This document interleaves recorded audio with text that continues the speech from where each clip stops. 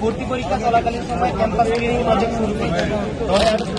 আমরা চাই যে টেন্টের আশেপাশে যে ময়লা আবর্জনা রয়েছে নির্দিষ্ট জায়গায় ফেলার জন্য আমরা লাল সবুজ পক্ষ থেকে টেন্ট উপহার বাস্কেট উপহার আমরা ক্যাম্পাস ক্লিনিং প্রজেক্ট শুরু করেছি 10 দিন ধরে।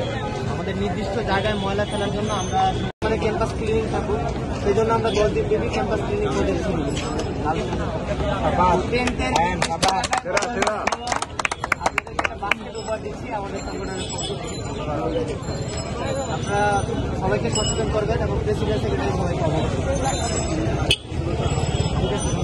ভর্তি পরীক্ষা চলাকালীন সময় ক্যাম্পাস ক্লিনিং প্রজেক্ট শুরু করেছি।